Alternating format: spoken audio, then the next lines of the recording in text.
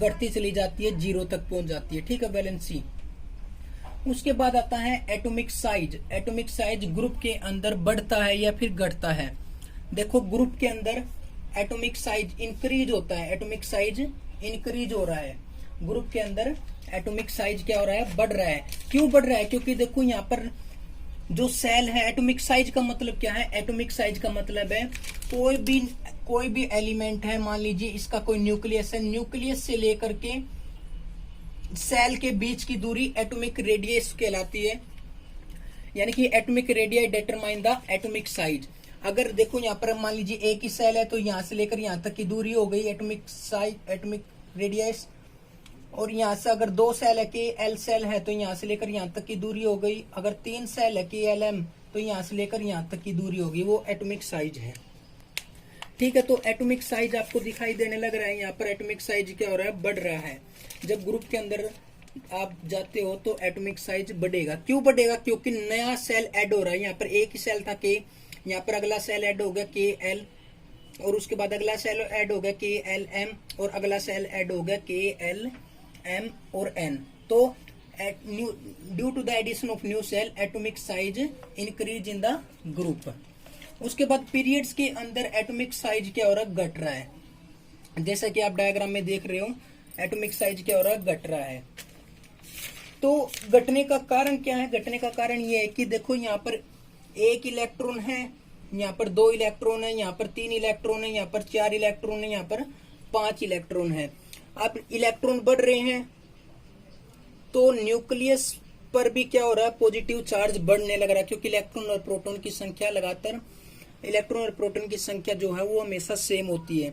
जैसे जैसे इलेक्ट्रॉन बढ़ेंगे वैसा वैसा ही प्रोटॉन बढ़ेगा। प्रोटॉन बढ़ने की वजह से न्यूक्लियस पर क्या होगा, चार्ज बढ़ेगा। और न्यूक्लियस पर चार्ज बढ़ेगा तो वो इलेक्ट्रॉन को उतनी स्ट्रोंगली से अपनी तरफ अट्रैक्ट करेगा।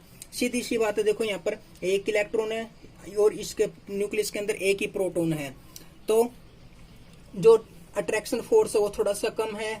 तो उसके बाद 2 इलेक्ट्रॉन है अगले मैग्नीशियम के अंदर, और 2 ही मान लीजिए आपके प्रोटॉन है इसके अंदर, तो न्यूक्लियस पर जो भी चार्ज है वो भी थोड़ा सा बढ़ गया, तो स्ट्रोंगली अट्रैक्ट करेगा इन दोनों इलेक्ट्रॉन को अपनी तरफ, न्यूक्लियस।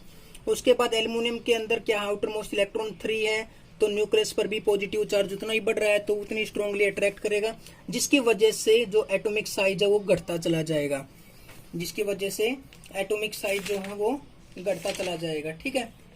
उसके बाद मेटेलिक करेक्टर। मेटेलिक करेक्टर का मतलब होता है इलेक्ट्रोपॉजिटिव करेक्टर। मेटेलिक करेक्टर का मतलब क्या है, इलेक्ट्रोपॉजिटिव करेक्टर, यानी कि इलेक्ट्रॉन को लूज करने का करेक्टर। यहाँ पर मैं लिख देता हूँ loss of electron. Loss of electron, electron को लॉस करने का करेक्टर मेटेलिक करेक्टर होता है। ग्रुप के अंदर बढ़ेगा या घटेगा? ग्रुप के अंदर क्या होगा, बढ़ेगा, इंक्रीज। क्योंकि देखो हाइड्रोजन को 1 इलेक्ट्रॉन मान लीजिए छोड़ना है, तो इसको छोड़ना थोड़ा मुश्किल हो जाएगा, क्योंकि इलेक्ट्रॉन और न्यूक्लियस के बीच की जो दूरी है वो क्या है, थोड़ी सी कम है। तो लिथियम के अंदर क्या है, इलेक्ट्रॉन और न्यूक्लियस के बीच की थोड़ी दूरी बढ़ गई, जिसकी वजह से अट्रैक्शन फोर्स घट गया, तो आसानी से लूज कर पाएगा ये। उसके बाद अगला एलिमेंट है सोडियम। न्यूक्लियस की और जो इलेक्ट्रॉन है इसके बीच की जो दूरी है और भी ज्यादा बढ़ गई, जिसकी वजह से अट्रैक्शन फोर्स क्या हो गया, घट गया। घटने की वजह से ये इलेक्ट्रॉन आसानी से लूज कर देगा। ठीक है। और के सेल इसके कंपैरिजन में आसानी से लूज कर देगा। तो मेटेलिक करेक्टर, इनके इलेक्ट्रॉन को लॉस करने का जो करेक्टर है, डाउन द, अगर ग्रुप में जाओगे तो वो क्या हो जाएगा, इंक्रीज होगा। लेकिन पीरियड में क्या होगा, डिक्रीज, इलेक्ट्रॉन को लॉस करने का। क्योंकि इसके अंदर पीरियड्स के अंदर एटॉमिक साइज जो है लगातार घटेगा। घटने की वजह से इलेक्ट्रॉन को लॉस करना उतना ही मुश्किल हो जाएगा। तो पीरियड्स के अंदर इलेक्ट्रॉन को लॉस करने का जो करेक्टर है वो घटता चला जाएगा। ठीक है। उसके बाद नॉन मेटेलिक करेक्टर का मतलब होता है इलेक्ट्रोनेगेटिव करेक्टर, यानी कि गेन ऑफ इलेक्ट्रॉन। इलेक्ट्रॉन को लेने की टेंडेंसी, यहाँ पर लिख दिया गेन ऑफ इलेक्ट्रॉन। इलेक्ट्रॉन को लेने की टेंडेंसी ग्रुप के अंदर क्या होगी, डिक्रीज हो गई। क्यों? क्योंकि लगातार साइज बढ़ेगा। मान लीजिए देखो ये वाला है, इसको 1 इलेक्ट्रॉन लेना है, मान लीजिए हाइड्रोजन को 1 इलेक्ट्रॉन लेना, तो ये आसानी से ले लेगा, क्योंकि साइज क्या है, कम है।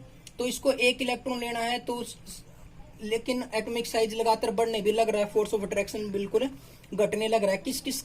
इसका इस इलेक्ट्रॉन का। ठीक है। जिसकी वजह से इसको भी लेना मुश्किल हो जाएगा, इलेक्ट्रॉन को और जैसे जैसे आप नीचे आते जाओगे, मान लीजिए यहाँ पर एक इलेक्ट्रॉन है तो इसको एक इलेक्ट्रॉन लेना है, तो इलेक्ट्रॉन को लेने की जो टेंडेंसी है पोटेशियम की बिल्कुल घट जाएगी, क्योंकि एटॉमिक साइज भी तो बढ़ने लग रहा है।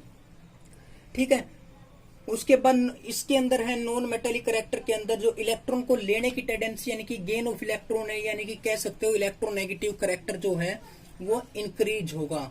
क्यों इंक्रीज होगा? क्योंकि देखो एटॉमिक साइज घटेगा, एटॉमिक साइज घटने लग रहा है तो अट्रैक्शन जो फोर्स है न्यूक्लियस का और इलेक्ट्रॉन का, क्योंकि आपको पता है न्यूक्लियस पे पॉजिटिव चार्ज है, वही अट्रैक्शन फोर्स मैं कहने लग रहा हूं कि न्यूक्लियस का जो अट्रैक्शन फोर्स है और इलेक्ट्रॉन को लेने की जो टेंडेंसी है वो पीरियड्स में बढ़ जाएगी। क्यों बढ़ेगी? क्योंकि जो एटॉमिक साइज है वो घटेगा, और एटॉमिक साइज घटेगा अट्रैक्शन फोर्स बढ़ेगा, और अट्रैक्शन फोर्स बढ़ेगा तो इलेक्ट्रॉन को लेने की टेंडेंसी बढ़ जाएगी।